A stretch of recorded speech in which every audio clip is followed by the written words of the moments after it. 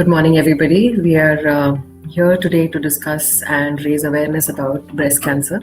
I'm Dr. Mukta Mahajan, and I work as a consultant radiologist at Psyche Cancer Center in Bangalore. I'd like to wish all of you a very happy Women's Day today. So just the commonest query that or a confusion about breast cancer imaging among patients is how is screening different from diagnosis? So screening is usually done for women who don't have any complaints, don't have any breast complaints. There's no pain, no lump. There's absolutely no complaint. They just fall between the ages of 40 to 75, and who are at a higher risk than the rest of the population for developing breast cancer. So that is the screening population. As against the diagnostic breast imaging is when a woman presents with some complaint, and she needs to find out whether it's significant in terms of is it related to a benign breast disease, benign meaning non-cancerous breast disease, or does it relate to breast cancer. So these are two different approaches of breast imaging, and they are clearly different. Their indications are different, and the number of and the kind of imaging modalities that we use in these two settings are different. So the Western recommendation goes any woman above the age of 40 going up to the age of 75. So anyone, and that's predominantly the asymptomatic group, can walk in, can self-refer themselves, or in fact a lot of times they are in an organized screening program. They're invited and recruited for a mammography test, either once in a year or once in 2 years. India at present does not have this screening program, and it doesn't have any recommendation of so. Because of the confusion that exists in the current in the media, or in lack of any recommendation from our Indian healthcare system, women actually don't know whom to go to when they encounter any breast problem.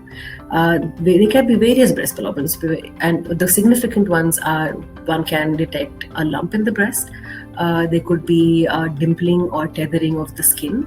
There could be a bloody nipple discharge, which happens on its own, and one that keeps happening over and over again. So we call it recurrent spontaneous bloody nipple discharge. These are significant findings.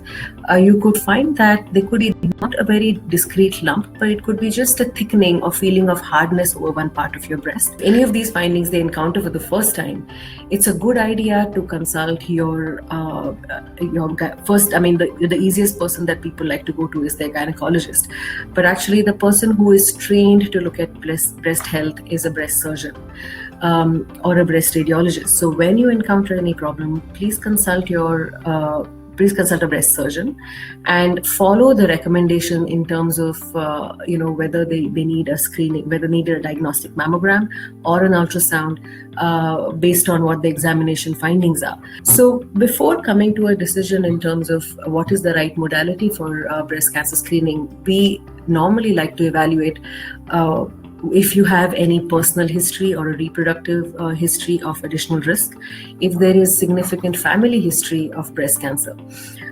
If you don't have more than 2 first-degree relatives in your family with the history of breast or ovarian cancer, you don't have an increased genetic risk.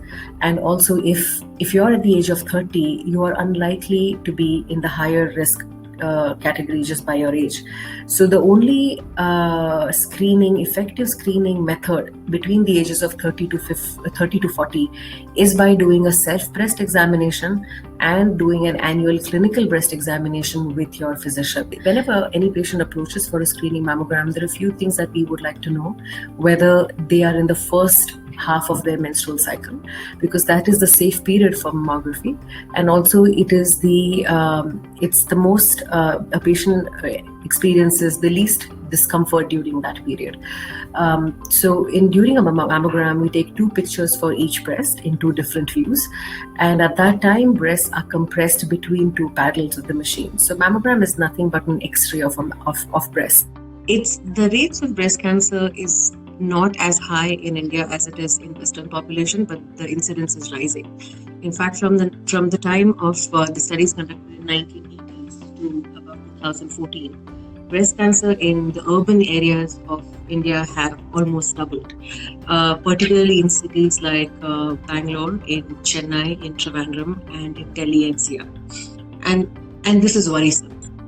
And in fact, if you see the data from Tata Memorial Hospital or the SGPGI from Lucknow, almost 11 to 26% of these breast cancers are in the women who are younger than 35 years of age.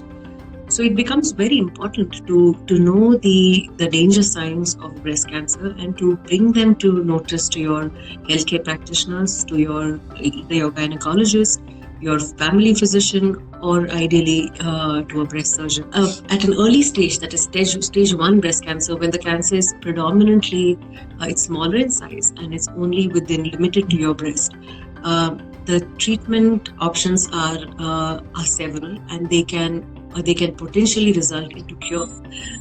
The survival rates at the end of 5 years are more than 90%, and in fact, this is where the role for early diagnosis comes in.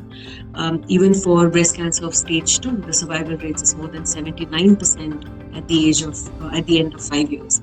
This percentage drops severely for stage 3 and stage 4, somewhere around 50% for stage 3, and as low as 22% for stage 5 and stage 4. It's not that breast cancer does not happen in women who don't smoke or who don't drink. The unfortunate part is that we cannot differentiate between women who may develop breast cancer and who may not, only based on their lifestyle and their history.